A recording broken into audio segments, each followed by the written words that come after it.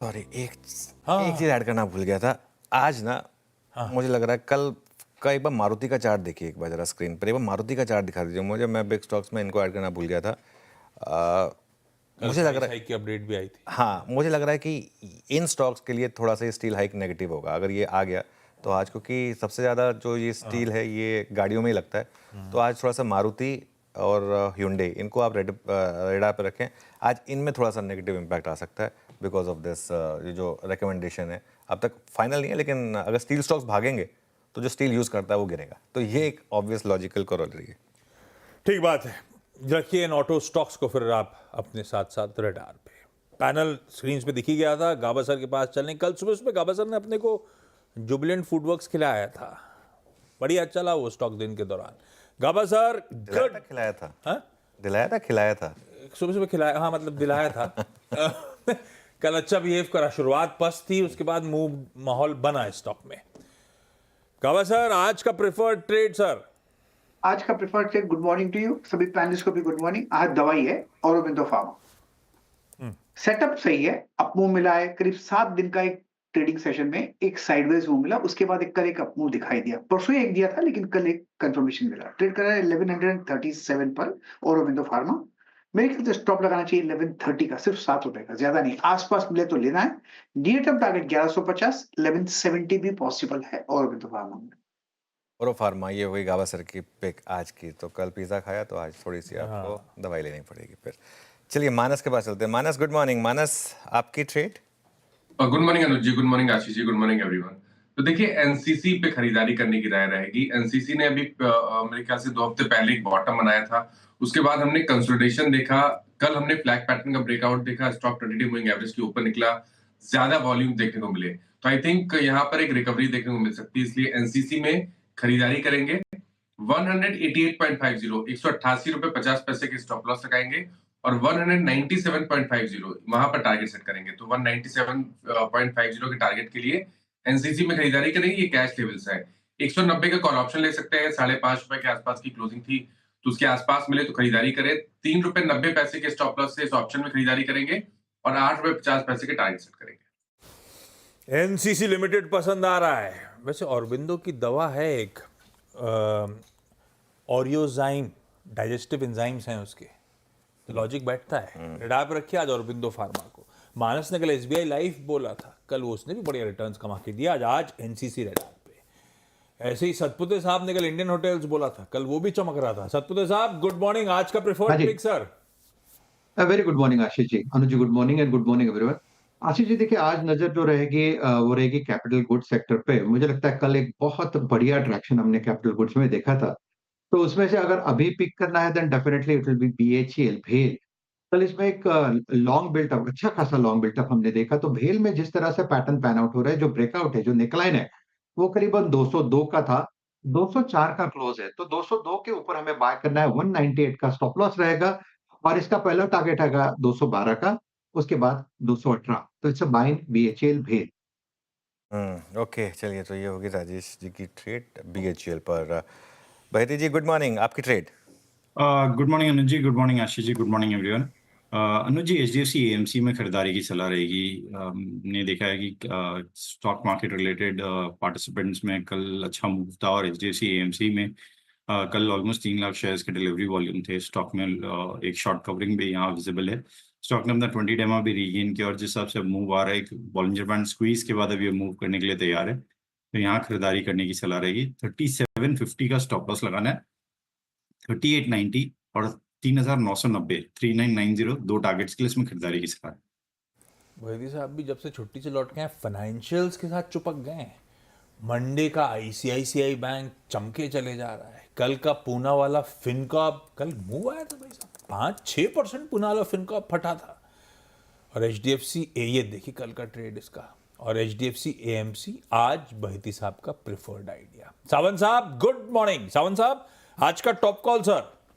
Ji Ashish ji, Anuj ji good morning to the panel. तो अगर हम एबीबी के चार्ट को देखें, यहाँ एक series of lower top lower bottom के बाद एक हायर बॉटम बना है। दूसरी बात, एक नैरो रेंज स्क्वीज के बाद कल प्राइस 20 दिनों के एवरेज के ऊपर विद स्ट्रॉन्ग वॉल्यूम्स क्लोज हुई है। तो मैं यहाँ पे लॉन्ग रेकमेंड करना चाहूंगा। करीबन 5400 के ऊपर हम क्लोज हुए। 1% रिस्क रख के 5340 5340 का स्टॉप लॉस रखेंगे। यहाँ से टारगेट होगा 5575 5575 से लेके 5600 5600। ओके, कैपिटल गुड्स रडार पे रखिए भाई। सतपुत्र साहब ने बीएचएल चुना था तो एबीबी इंडिया भी रडार पे आता हुआ सावंत साहब के। धर्मेश कान साहब जुड़ते हुए एक बढ़िया सा फंडामेंटल व्यू लेकर, स्टॉक कौन सा सबसे अच्छा लग रहा है? धर्मेश जी गुड मॉर्निंग, आज का preferred pick sir. Good morning Ashish ji, good morning Anuj, सारे पैनलिस्ट और दर्शकों को। आशीष देखिए, बैंकिंग स्पेस काफ़ी हरकत में रही है और रिलेटिवली आउट परफॉर्म भी किया है, तो प्रेफर्ड पिक उसी स्पेस से है, प्राइवेट सेक्टर बैंकिंग स्पेस से। फेडरल बैंक पर बाई करने की सलाह है। काफ़ी कंसिस्टेंट ये बैंक रहा है, पिछले 8-10 साल में कंसिस्टेंटली इनकी ग्रोथ रही है और एसेट क्वालिटी में इंप्रूवमेंट देखने को मिला है। हम लोग का मानना है कि आने वाले 1-2 साल में एसेट क्वालिटी ज़्यादा बेहतर होते हुए नजर आएंगे, स्लिपेजेस कम रहेंगे और इनका जो वेल्थ सेक्शन डिवीजन में फोरे है, यूनिवर्सल बैंकिंग अब ये बनाना चाहते हैं, सारे एसेट जो है बैंक से रिलेटेड हो सबको अच्छे से एक्सप्लोर करना चाहते हैं, तो वहाँ से भी इनको इंक्रीमेंटल प्रॉफिटेबिलिटी आएगी। वैल्यूएशन के हिसाब से बात करें तो अगर आप 1.25 times price to book 2 year forward के हिसाब से इसको वैल्यू करते हैं तो 222 का इनका वैल्यूएशन निकल के आता है। वहाँ पर भी ये 10 के पीई मल्टीपल पर ट्रेड करेगा। 13% के आसपास हम लोग प्रॉफिटेबिलिटी क्या अगर कि इसमें ग्रोथ देख रहे हैं आने वाले 2-3 साल में, with improving ROE and ROA. तो इस पर बाई करने की सलाह आज के डे के लिए हो सकता है 3-4% के लिए वर्कआउट करे, बट आने वाले समय में अगर आप इसको होल्ड करके बैठते हैं तो 222 के टारगेट के लिए 1 साल के नतीजे से होल्ड करके बैठ सकते हैं। ओके, फेडरल बैंक की हो गया पसंदीदा पिक। एक टेक्नो फंडा आइडिया भी ले लेते हैं। आशीष चतुर्मोहता जुड़े हमारे साथ। आशीष गुड मॉर्निंग। आशीष आपके पिक? गुड मॉर्निंग अनुज। तो अनुज देखिए, हम जो पूरे स्पेस पे काफी पॉजिटिव है वो है बीएफएसआई और बैंकिंग और एनबीएफसी जो स्पेस है, और हमें लगता है कि ये स्पेस ही अभी एक बहुत स्ट्रांग ट्रेंड में रहेगा। इसकी हमने चर्चा पहले भी की, पर अभी मुझे लगता है कि कल जो एक बहुत ही strong fresh breakout Kotak Mahindra bank में हुआ है on the weekly chart, on the monthly chart, stock एक लंबे कंसोलिडेशन के बाद, मेरे ख्याल से 4 साल के कंसोलिडेशन के बाद इस स्टॉक ने इन लेवल्स को छूने की कोशिश किया, और आप देखेंगे कि ये जो बैंक है वो आपको 2.2 time forward price to book पे ट्रेड करते हुए देखने को मिल रहा है। अगर से मैं पी की बात करूं तो स्टॉक 20 के पी पे मिल रहा है। अगर से आप देखेंगे तो 2020-21 में यही पी करीब 45 के आसपास ट्रेड कर रहा था। तो फ्रॉम अ वैल्यूएशन पर्सपेक्टिव, आप जनरली हम बैंक्स को तो प्राइस टू बुक से ही देखते हैं, तो वहां पर एक बहुत ही अट्रैक्टिव वैल्यूएशन पे कोटक महिंद्रा बैंक ट्रेड कर रहा है। और जो अभी हमने देखा कि कुछ जो चैलेंजेस आए इंडसइंड बैंक को लेकर के, उसके वजह से मुझे लगता है एक shift with in the banking basket हो रहा है, जहां पर जहां भी रिस्क